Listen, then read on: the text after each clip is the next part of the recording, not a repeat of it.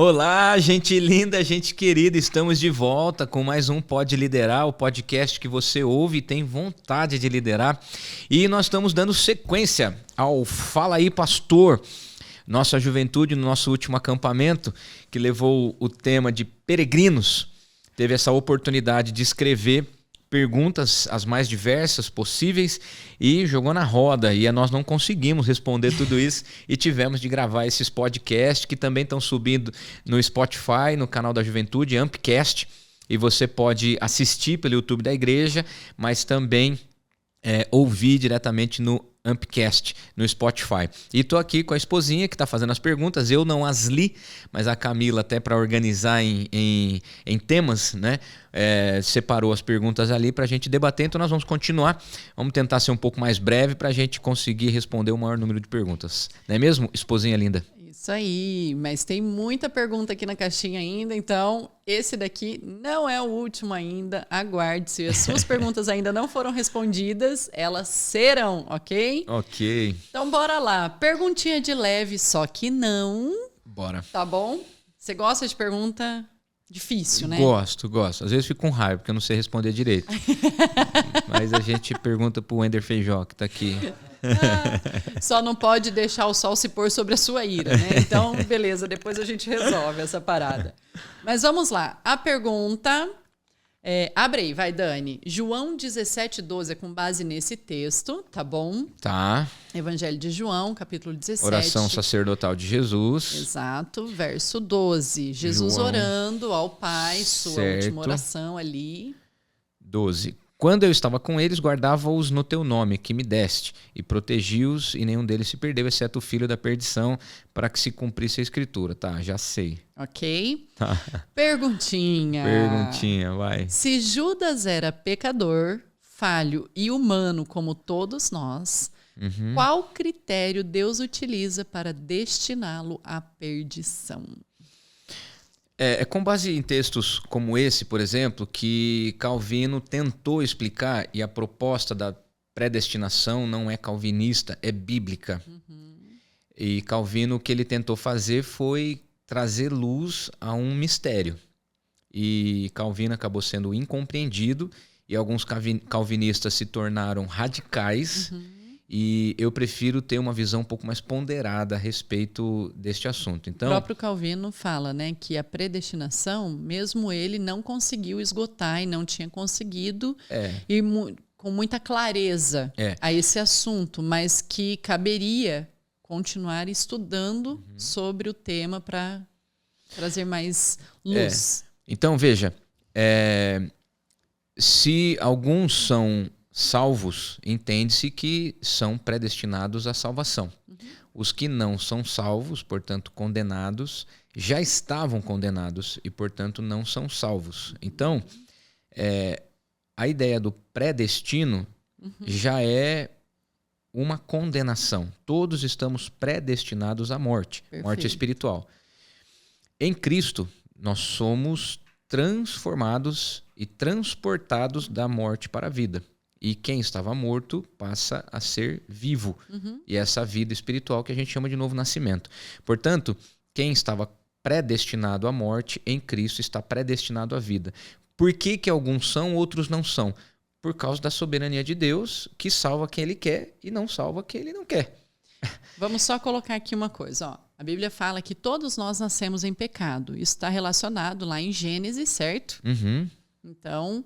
Gênesis, na queda, todos, por meio de um homem, pecaram e destituídos estão da glória de Deus. Ou seja, todos nós somos pecadores. Então, se somos predestinados, todos somos predestinados à morte. Concorda? Então, Sim. Primeiro ponto de partida que a gente tem que trazer, porque muitas vezes a predestinação traz uma confusão no sentido de que as pessoas acham que ser predestinado é algo que você tem como um troféu. E é muito bom ser predestinado, mas antes de qualquer coisa, nós precisamos entender que todos somos predestinados à morte. Tanto que quando a gente olha para Jesus, ele foi predestinado. Ele é o primeiro a ser predestinado, porque ele foi predestinado a vir e morrer. Entende? Então, nós somos predestinados à morte. Isso tem que ficar muito claro no nosso coração. Eu não tenho que ficar usando isso para ser melhor que o outro. Eu sou predestinado, você não é predestinado. Essa é uma discussão tão tola, né, que existe. Sim. E muita gente gosta de discutir predestinação com base nisso, de quem é melhor, quem é pior. Então, quem é predestinado é melhor e a gente não crê assim. Sim. Porque se tem uma coisa que nós fomos todos, sem exceção, que é base bíblica, que foi o que você colocou, é que nós fomos predestinados à morte. João 3,18 diz assim, quem crê nele não é condenado, mas quem não crê já está condenado, porquanto não crê no nome do unigênito Filho de Deus. Ou seja, se eu não creio em Jesus ainda, eu sou predestinado à morte. Se eu creio no nome de Jesus, eu transfiro. Agora eu sou predestinada à vida. E por isso que existe também uma linha dentro da predestinação que fala da dupla, né, que da predestinação para a morte e para a vida. O que precisamos, né, diante da pergunta feita, com base em João 17,12, é pensar que as Escrituras anunciavam alguém que seria um traidor. Perfeito. Então, Jesus, na verdade, ele não interferiu naquilo que já estava prometido.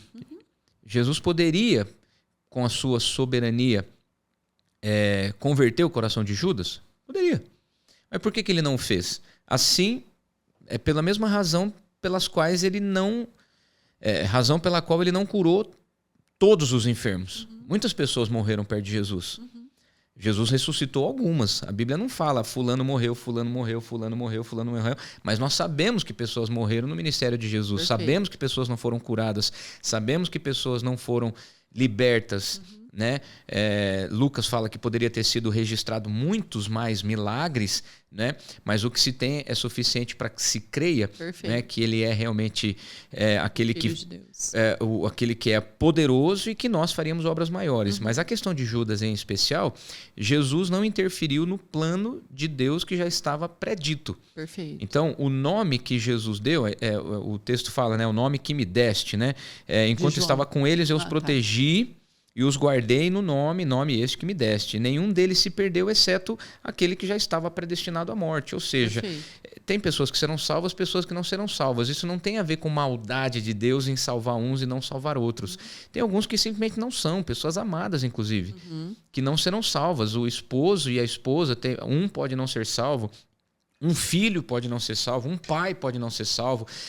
Deus amou o mundo de tal maneira, mas ele salva quem ele quer. Perfeito. Né? E a gente não tem como interferir na decisão de Deus. O que nós temos de fazer é pregar o evangelho a toda criatura. E os salvos se identificarão com Deus em Cristo. Então, aqui a gente vai entrar em vários assuntos, né? Então, a predestinação, tem também a soberania de Deus, né? Quando a gente vê Jesus, por exemplo, por que ele não mudou isso? A Bíblia fala muito claro que Jesus veio para cumprir em sua própria vida todas as profecias ditas a seu respeito. Sim, e todas se cumpriram. Todas. Inclusive, em Salmos, fala que haveria um que o trairia.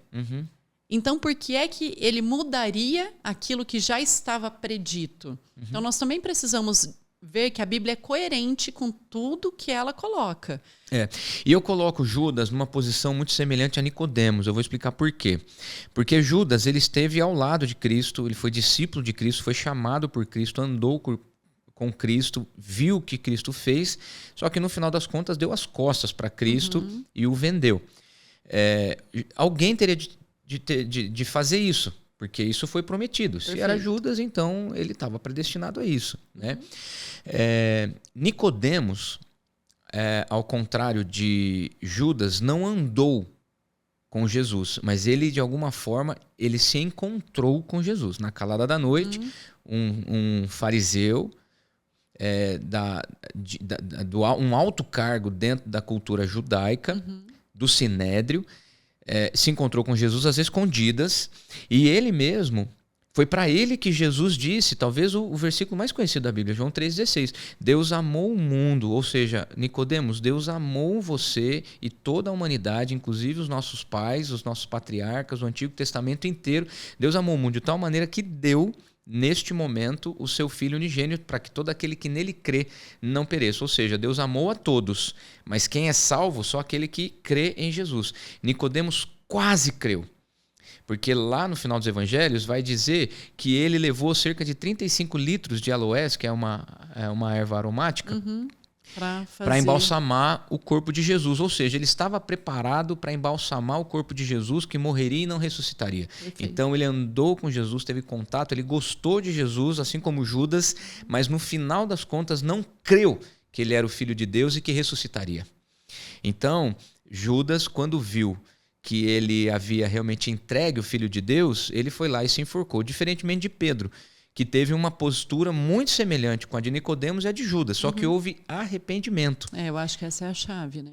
Ele olhou para Jesus sendo castigado, sendo preso e sendo levado para a cruz. Deve ter passado um filme na cabeça de Pedro. Ele chorou amargamente, ele olhou para Jesus, ele se arrependeu. O arrependimento gera vida, diferentemente de Judas, que a Bíblia fala que ele teve remorso. Perfeito. Remorso é um arrependimento, mesmo sendo algo genuíno, eu não consigo voltar atrás. Pedro conseguiu voltar atrás, né, das suas negativas, né, de falar que não conhecia Jesus, e andou com Jesus e foi o grande líder da igreja primitiva. Mas Judas não, ele teve um remorso que ele não conseguiu reverter o quadro de Jesus ter sido preso. Creio que se ele cresce de alguma forma, ele já teria entregue, já teria feito até o seu papel de entregar Jesus ao Império Romano, né? Mas não é isso. E a Bíblia fala que ele foi lá e se enforcou e depois vai dizer que suas entranhas, né, saíram para fora, enfim, uma morte extremamente horrorosa. Eu fico muito tranquilo em olhar para esse texto bíblico e não pensar na maldade de Deus. Eu penso na maldade do homem em se distanciar de Deus desde Adão. E todos nós somos predestinados à morte, somos destinados à perdição, e aqueles que creem têm, então, o seu destino transformado. E a gente precisa lembrar, no podcast anterior, nós falamos muito sobre a responsabilidade humana, né? Então, havia um plano de Deus e Judas foi responsável por suas ações. Exato. Né? Então, nesse sentido, a gente precisa trazer à memória isso também. Ele caminhou com Jesus e daí... Fica até um ponto para a gente pensar, porque muita gente lê a Bíblia, fala de Jesus, mas não conhece Jesus verdadeiramente, não crê em Jesus. Não adianta eu saber a Bíblia de cor e não crer em Jesus, porque se eu não crer, eu não estou vivo. Eu penso que existem 3 níveis de relacionamento com Cristo e a sua palavra, né? É saber a respeito de Cristo, crer que ele é Senhor e Salvador e descansar nessa condição. Perfeito. A maturidade espiritual, ao meu ver, está nesse terceiro aspecto, que é o descansar. Ele é meu Senhor e meu Salvador, eu vivo por ele e ele me coordena por meio do seu Santo Espírito em minhas ações. Né? Então, saber, todos podem saber, conhecer. Crer, muitos creem. Agora, viver por isto, nem todos. Né? Por isso que a gente tem muita gente que gosta de Jesus e quando o abraça, põe a mão em seu bolso. Então, nesse sentido, né? Vamos lá. Eu posso ter certeza da minha salvação? É a próxima pergunta? Sim. Mesmo lutando contra o pecado? Eu gosto sempre de pensar, imagina, vamos lá, sinal vermelho, trânsito, dirigindo um carro. Você passa um sinal vermelho, você infringe uma lei, portanto, você comete um pecado diante dos homens. Perfeito. Nossa. O que é pecado? A palavra pecado. Pecado. Errar o alvo. Errar o alvo, é uma alienação, é fazer aquilo para o que você não foi destinado a fazer, aquilo que não era para ter sido feito e você faz. E a gente faz com muita frequência.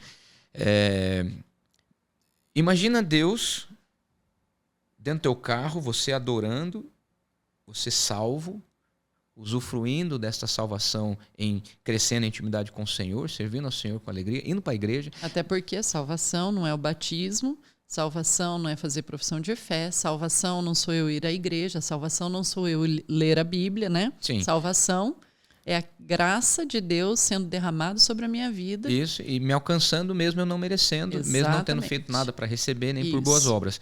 Aí eu tô indo para a igreja, vou pregar o evangelho para sinal fechado. Aí Deus fala assim, perdão, imagina Deus dizendo para nós, me perdoe, você passou um sinal vermelho, se você morrer ali na frente, você vai para o inferno. Eu não consigo ver dessa forma. Né? Tem algumas linhas doutrinárias que vão utilizar a expressão cair da graça, o pecado como cair da graça. Então, eu não gosto de pensar no livro da vida escrito a lápis, pecou, tá fora. pediu perdão, se arrependeu, está dentro. Eu não vejo Jesus brincando com a nossa salvação. Até porque a Bíblia fala que o nosso nome foi escrito no livro da vida antes mesmo da gente ter nascido, quando estávamos sendo ainda gerados, né? Salmo 139. Então, se foi escrito antes, isso determina que Jesus já sabia todos os nossos dias. Exato. E ele morreu, inclusive, por aqueles pecados que nós ainda vamos cometer. Exato. E aí vai entrar o processo de santificação, enfim, uma série de coisas. Então, né? Todos quantos Jesus dá o direito de se tornar filho, de fato se tornam filho. Uhum. Então é Jesus quem dá o direito de se tornar filho. E é interessante até para nós pensar nesse processo de adoção, que é a salvação, é Deus se tornando pai. Para nós, numa cultura ocidental, a adoção tem um tipo de conotação. Perfeito. Né? Mas a adoção no império, numa cultura oriental, a adoção judaico, principalmente, né? A adoção de um casal, uma família que adota uma criança, essa adoção ela é fruto de uma decisão madura de um casal, de um pai que vai lá e adota seu filho. Tem a ver, inclusive, com a história do filho pródigo. Isso. O filho pródigo deserdou o pai, mas o pai não deserdou o filho. E aí nós temos essa cultura de que um pai pode devolver um filho adotivo para o orfanato, por exemplo. Mas não é assim. Na cultura judaica, o filho de sangue, filho biológico, poderia até ser deserdado, mas o filho adotivo não.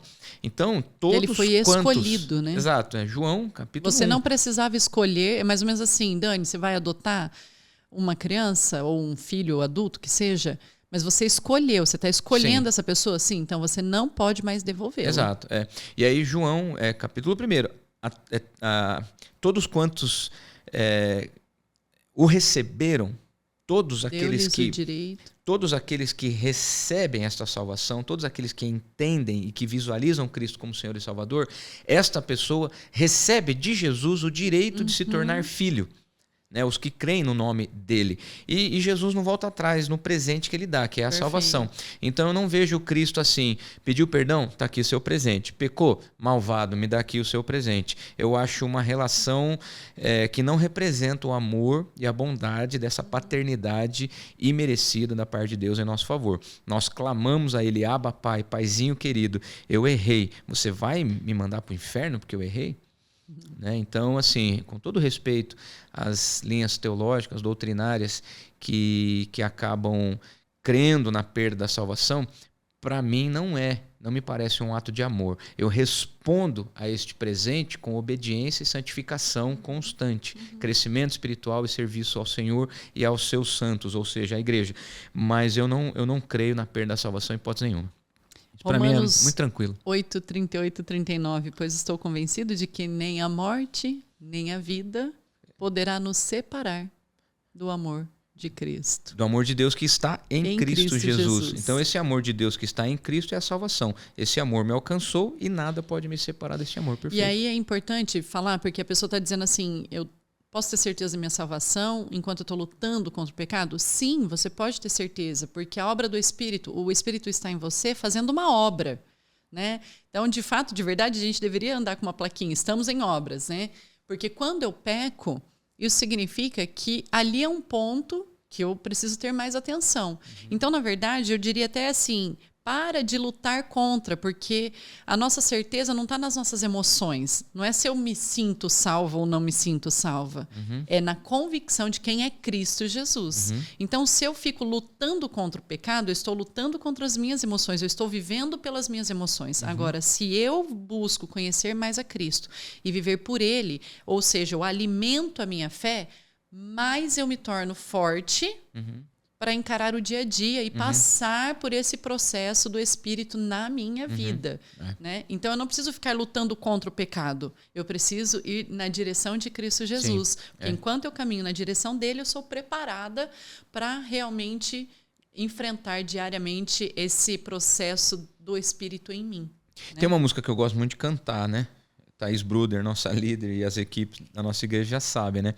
Começa dizendo assim, ó, tu és bom quando nada é bom em mim. E o refrão vai dizer, vou correndo para ti. Perfeito. Então é perfeita essa ideia de que ele é bom quando não há nada de bom em mim, então o que eu tenho que fazer? Tenho que viver com base nos erros que eu cometo? Não, eu tenho que correr para Jesus para ser suprido nele nas minhas falhas e nas minhas imperfeições. Então, tem um outro texto que, né, Jesus vai dizer assim, ó, todo aquele que o Pai me dá, este virá a mim. E o que vem a mim, de maneira nenhuma eu lanço fora. Então, a salvação é uma busca de Deus em nossa direção, é Ele que nos busca e por meio de Cristo Ele nos aproxima dele mesmo. Então, Jesus é o caminho, a verdade e a vida. Então, sendo Jesus o caminho, ninguém vai ao Pai senão por meio de Cristo. Todo aquele que Deus chama para que entre por esse caminho, que, portanto, está em Cristo, esse está salvo. E todo aquele que o Pai revela-se, todo aquele que a quem o Pai revela Jesus Salvador, este irá ao Pai e de maneira nenhuma será lançado fora. Então Jesus não volta atrás em sua decisão de salvar. Uau. E o Pai não volta atrás na sua decisão de amar. Uau. Ou seja, o nosso livro da vida foi escrito com o sangue que foi derramado na cruz. Letras de sangue. Daniel, Zemuner Barbosa, Camila, Marinho, Paulo, aleluia. Zemuner. Posso ouvir um amém, igreja? Glórias. Agora entramos no manto. Ai, muito bom. Bora lá. Mais uma perguntinha, então. Agora nós vamos falar sobre responsabilidade emocional. Eita. Vamos lá. Contextualizando, o que é responsabilidade emocional? Porque quando a gente fala sobre responsabilidade humana, responsabilidade emocional, tudo está relacionado ao ser humano mesmo, ponto final, né? Mas responsabilidade emocional é a capacidade da gente reconhecer, gerenciar e assumir a responsabilidade das nossas emoções. Como nós estamos, então, agindo, reagindo, quando eu penso algo, como eu estou colocando isso para outra pessoa. E isso interfere diretamente nos meus relacionamentos diários, tá? Então, qual é a pergunta? É a seguinte: pastora, o que você acha sobre responsabilidade emocional? E aí eu vou trazer já aqui o seguinte: eu acho que responsabilidade emocional é fundamental, ela precisa acontecer na vida de todo cristão, porque ela está relacionada à maturidade. Ela está relacionada ao crescimento. Então, se eu estou crescendo espiritualmente, naturalmente, as minhas emoções também estão sendo transformadas. Eu estou alcançando um nível de maturidade diferente. E eu não sou mais como uma criança. Então, Paulo vai dizer, né? Quando eu era menino, falava como menino, pensava como menino, agia como menino. Agora que eu não sou mais menino, eu deixei as coisas de menino. Então, quando falo da responsabilidade emocional, exemplo, numa discussão, se eu e você estamos colocando ideias, e aí isso vai trazer muito a questão de, por exemplo, o povo que vai para a internet e fica se ofendendo porque não concorda com a opinião do outro, isso demonstra uma falta de responsabilidade emocional ou falta de maturidade. Porque a responsabilidade emocional tem a ver com eu saber respeitar o pensamento e o sentimento do outro. É colocar a minha emoção no lugar certo. Certo. Vamos lá. Responsabilidade emocional. Nós somos seres racionais e emocionais. Não tem jeito. Nós não somos completamente racionais e maturidade emocional, inteligência emocional não tem a ver com ser totalmente racional. Tem a ver com você saber lidar com suas emoções e administrá-la. Então entra um sentimento e sai uma emoção, né? Em forma de ação. Então veja bem, eu gosto de pensar numa técnica chamada RAIN, R-A-I-N, que até nem sei quem propôs, mas eu gosto de pensar nessas iniciais. O que eu tenho que fazer com a emoção quando ela surge? A primeira delas é reconhecer, o R. Não é reagir. Não é reagir. A primeira atitude diante de uma emoção, de um sentimento, é reconhecer. Que tipo de sentimento é esse? É nojo, é dor, é alegria, é tristeza, é hesitação com H, hesitação ou excitação, né? Então, assim, que tipo de... O que eu estou sentindo? Né? Aí, a segunda ideia da palavra, da expressão RAIN, é a palavra A, que vem de aceitação ou aceitar aquele sentimento, que é o contrário da evitação. Evitar é você se deparar com uma situação e você evitar. eu não vou crer em Deus porque Deus vai me pedir o dízimo, eu não vou crer em Deus porque Deus vai mexer na minha vida, eu não vou casar porque minha vida vai interferir, eu não vou fazer aquilo. Então a pessoa entra num ambiente de evitação para não se expor a emoções. Só que isso é uma defesa prévia perigosa e nociva. Então o ideal é você reconhecer o R e o A, aceitar que essa emoção ela tá ali. Eu não posso mentir, eu não posso negar. Eu tenho que aceitar. O terceiro aspecto é o I, de investigar. Por que eu estou me sentindo assim? O que me levou a pensar assim? Né? Então eu tenho que lidar com pensamentos distorcidos, inclusive, e comportamentos nocivos que me levam a agir de uma forma que eu não gostaria, que pode gerar danos. Então essa investigação, ela me faz conversar com a emoção que eu já aceitei. E um quarto aspecto da expressão N, né? Reconhecer, aceitar, investigar e não me identificar. É o N, não me identificar com a emoção. Eu não sou o que eu sinto, eu sou o que eu estabeleço num conjunto de padrão e convicção. Então eu sou o que eu creio, não sou o que eu sinto. Se eu agora recebesse de Deus, né, uma lâmpada mágica e falar, ó, durante essa semana você vai fazer acontecer tudo o que você sentir e o que você quiser. Pode ser que no final de uma semana uma pessoa casada esteja divorciada, andando de Porsche, morando em Cancún ou em qualquer outro lugar do planeta, né? Ou seja, será que receber de Deus uma carta em branco, um valor financeiro infinito para você fazer o que você quer com as suas emoções, será que isso vai me levar às melhores decisões? Será que as minhas emoções vão me deixar ser convicto daquilo que devo ou não devo fazer? Então, inteligência emocional tem a ver com responsabilidade emocional, que quando quando eu reajo de forma impensada ou negativa, não quer dizer que eu estou sendo irresponsável emocionalmente. Tá mostrando que eu ainda sou imaturo para algumas situações. Por isso que eu falei que está relacionado à maturidade. Exato. Está muito ligado. É uma questão de, assim, não é você negligenciar ou reprimir as suas emoções, mas é você olhar para as emoções, saber que elas não te identificam no sentido de não te dão uma identidade. Então você não reage por meio dela. Ela te leva a uma compreensão de quem você é e como você vai colocar o que você está sentindo. Né? Então, não é estar reprimindo, é como eu vou expressá-la. Sim.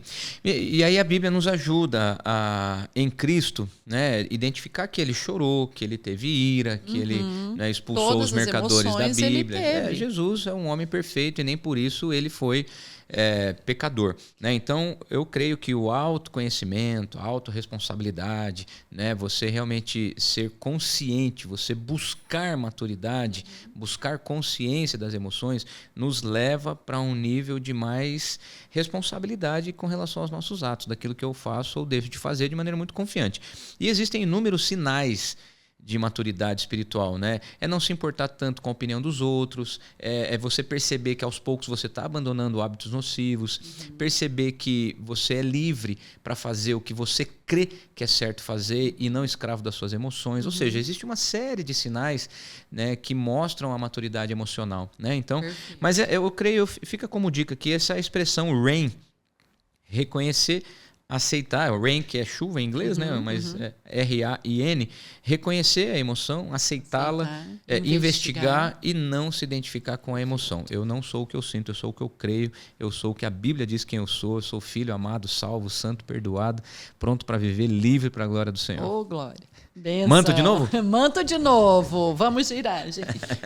Muito bem. Última perguntinha de hoje.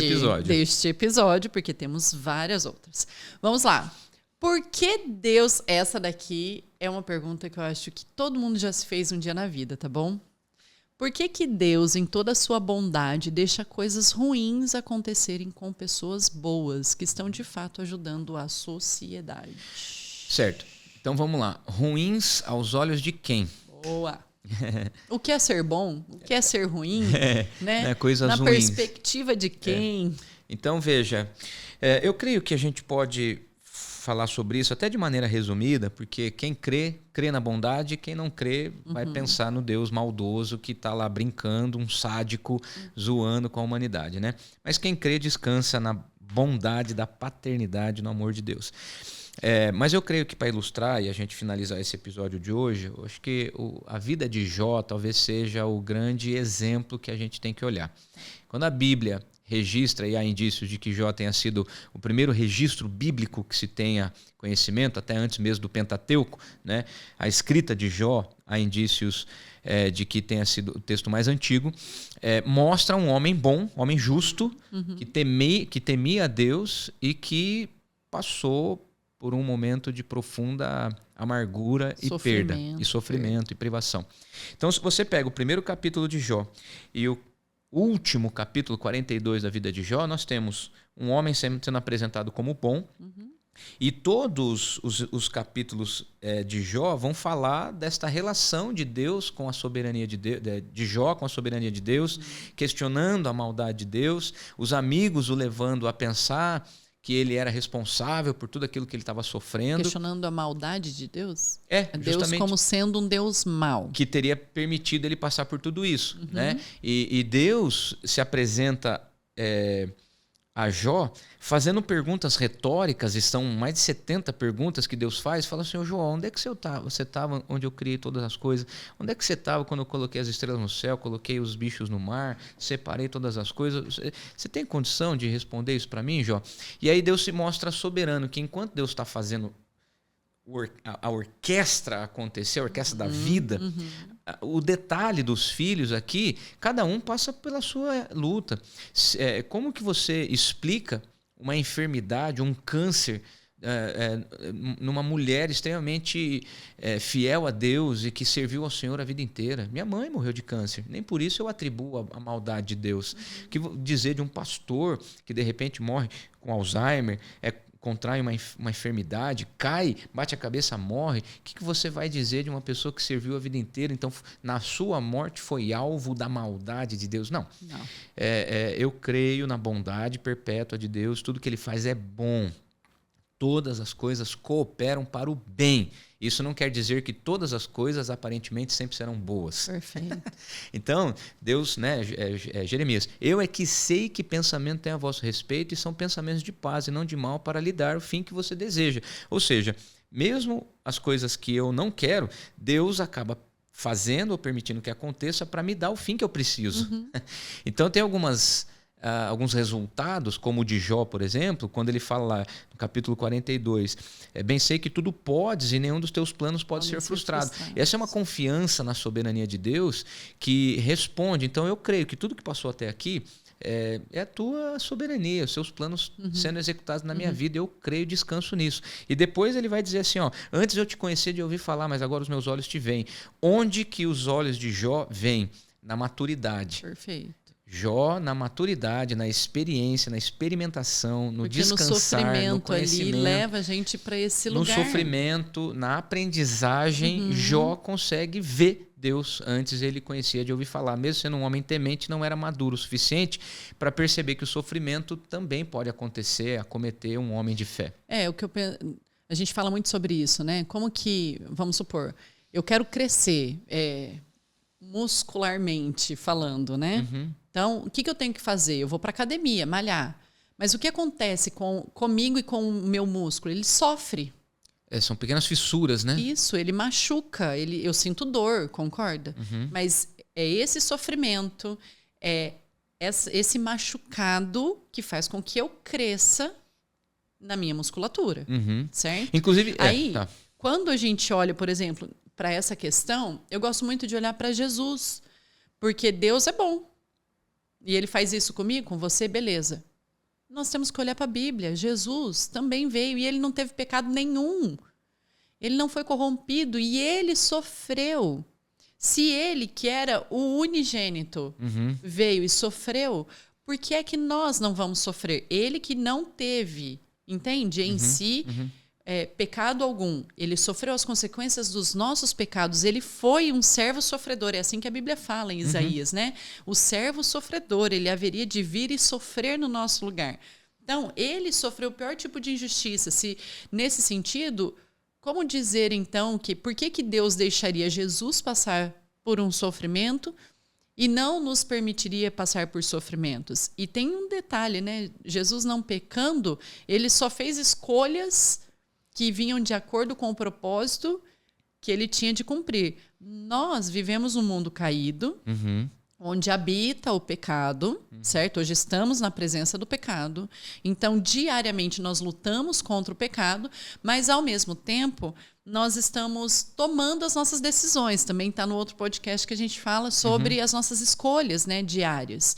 E essas minhas escolhas, elas têm consequências, porque Deus não vai se relacionar comigo de forma que eu seja um boneco onde Ele faz tudo por mim. Ele vai me deixar... Olha, você está aprendendo. Então, você põe uma criança no banco de uma escola e você fala, ensina ela a fazer a continha. 1 mais 1 igual a 2. Você vai ensinar, ela vai chegar a essa conclusão. Só que, enquanto ela está ali, 1 mais 1, quanto dá? Ela fala, sei lá, 3. Você fala, não é 3, vamos lá, de novo, eu vou te ensinar mais uma vez. Eu vejo Deus agindo assim com a gente, entende? Olha, filho, você vai fazer escolhas, você está em processo de aprendizado. Enquanto você não aprendeu, você vai tomar algumas escolhas que elas serão difíceis. E o sofrimento, ele vem porque a gente está crescendo. Nós estamos num ambiente de crescimento, de maturidade, né?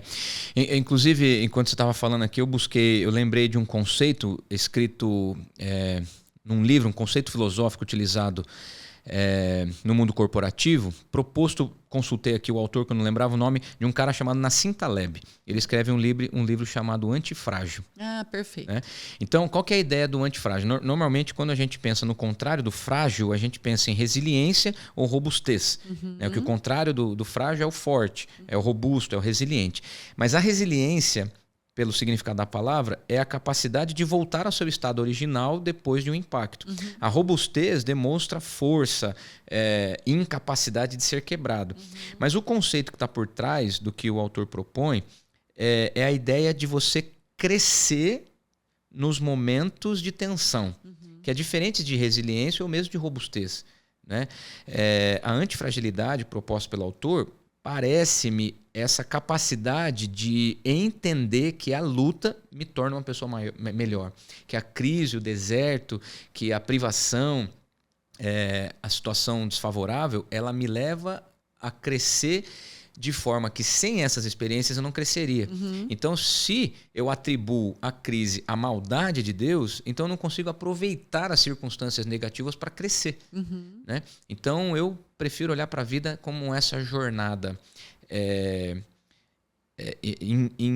incerta, mas se eu creio em Deus, Ele vai estar comigo. Perfeito. Me levando para pastos verdejantes, me levando para águas tranquilas, mas comigo no vale da sombra da morte, também, como no Salmo 23. Exato. E eu não vou apenas ser resiliente, ou seja, voltar ao meu estado original. Pelo contrário, eu vou crescer, eu vou avançar, eu vou amadurecer, eu vou me tornar melhor após essa experiência. Então eu creio que são algumas formas da gente analisar a vida de Cristo, que foi o exemplo maior de antifragilidade. Exato. Que na cruz Ele pagou o preço, cumpriu um propósito e na ressurreição Ele mostrou realmente uma nova forma de ver a perspectiva do sofrimento. Perfeito. O sofrimento de Jesus trouxe redenção ao mundo. Né? Lindo, né? É demais.